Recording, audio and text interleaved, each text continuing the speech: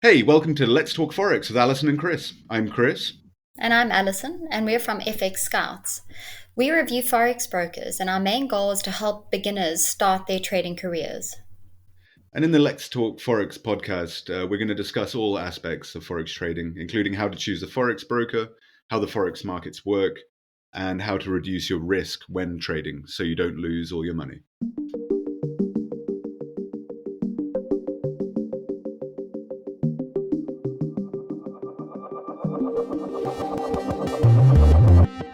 Hey, Alison, how are you today? Hi, Chris. I'm doing well. Hope it's going well your side. Yeah, not too bad, thanks. Not too bad at all. What are we talking about today? Well, as we spoke about last week, it's very important to know how to choose a Forex broker. We touched on the fact that one of the key factors is regulation. It's such an important topic that we thought we'd actually dedicate this whole episode to regulation. As we have seen, Chris, there are a lot of scammers out there, particularly on social media. I mean, I think that's one of the main avenues sort of scammers use because it's so easy to target people who might be searching for a Forex broker.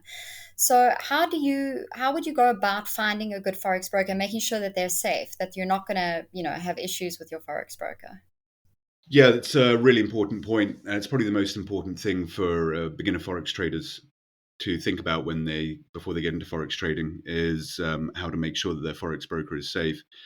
And as you rightly point out, a lot of people get scammed, and a lot of people get scammed on social media. In our own studies and from our own data, we've seen that sometimes as much as 50% of all forex media scams start on social media. This is mainly through Facebook and Instagram. So the number one thing really when you're looking for forex brokers, don't use social media. Don't trust people who approach you on social media. Don't trust your friends if they come to you and say, "I found this great broker on Facebook," or "I found this great broker on Instagram." And it's not just Facebook and Instagram. As a lot of people are approached through WhatsApp messages or through another messaging service called Telegram, and they'll be approached by sometimes people who call themselves forex experts or forex trading experts, and this is so stay away from all of that. So the best thing you can do to avoid being scammed is don't go on social media. Do your own research. Always do your own research on a forex broker. Have a look around. I mean, Google's your friend here, and make sure that your forex broker is regulated. Okay, and on that point, what is regulation? I'm sure a lot of people are, they have an idea about what regulation is. But for a forex broker, who are regulators? What are regulators, and what is their function? Yeah, so regulators are national authorities. So they're founded by governments, they're funded by governments. A lot of their employees will be government employees, but they're actually relatively independent from government. A regulator will oversee all financial markets and all financial companies inside a country. So that includes banks, hedge funds, pension funds, anything to do with people's money moving out, moving through the country's finance system. And that also includes forex brokers. And so, what a regulator does is its job is to make sure that financial markets are safe, and that they develop well, and that the consumers who use financial markets are treated fairly by the companies that operate in the financial markets, and that to enforce any laws that that country has passed within the financial framework. So forex brokers fall under this, and so when a forex broker, because forex brokers are financial companies, so we say a forex broker is regulated, it means that they've received a license from one of these national authorities, from one of these regulators, to operate in that country.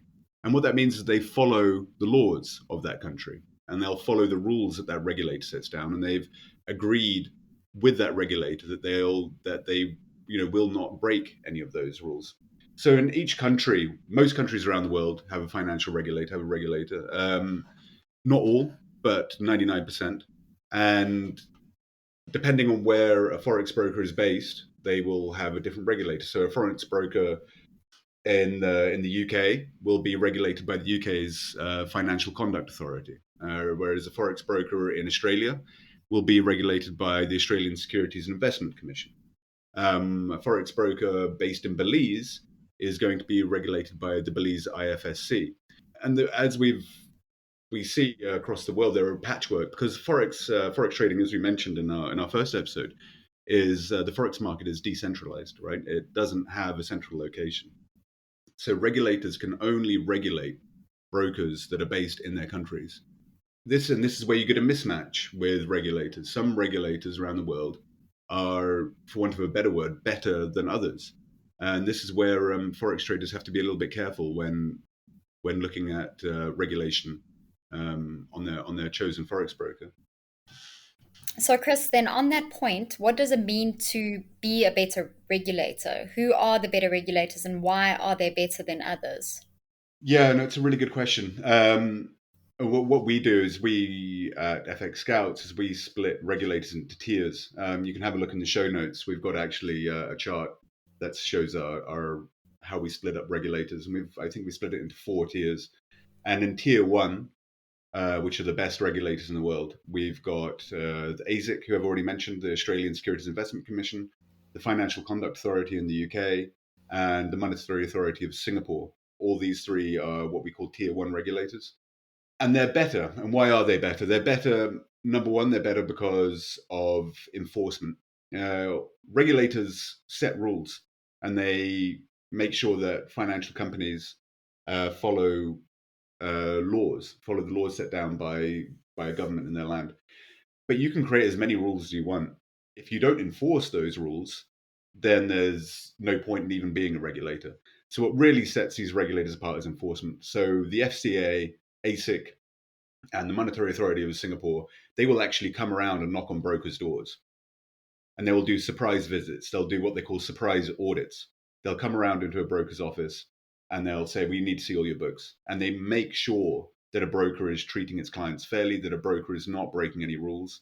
And this is really valuable. And what you see further down, as you go further down our tier system, is that some regulators are just not as good as enforcement. They don't show up at brokers' offices unannounced. They'll often do what we call desktop audits, where they won't even show up in the broker's office ever. They will just accept whatever data the broker gives them. The broker will say, "Here, look, this is our data for the last 12 months." And the regulator will just accept that and they won't go check in the physical office themselves. And this is where you start getting a mismatch with regulators. This is why it can be you see a broker that's regulated by the IFSC, as I mentioned in Belize. You know, you have to be slightly wary because the IFSC are just not that good at enforcement. The other main thing where we see with the top tier regulators is restrictions and rules. The FCA and ASIC and MAS and also CISIC in Europe, who are a tier two regulator, have much stricter rules in forex trading.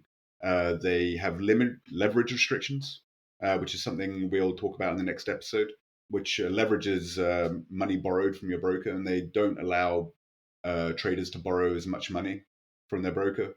And they enforce something called negative balance protection, which means that you can never lose more money than you have in your trading account, which is again something we're going to cover, I think, in the next episode. And these are very important risk management tools, and they also protect beginner traders. So that's really what we're talking about when we say better and worse regulators. So, I mean, you're basically if a broker is regulated by the FCA or ASIC, then you know absolutely 100%. Well, not absolutely 100% because there's never such a thing in life as 100%. But you can be pretty sure that the broker that you're trading with is going to be safe, is going to be secure, and you're not going to get scammed, and you're not going to be treated unfairly. But that's not the end all and be all. There's another side to regulation that we need to consider here, and that's the benefits of local regulation.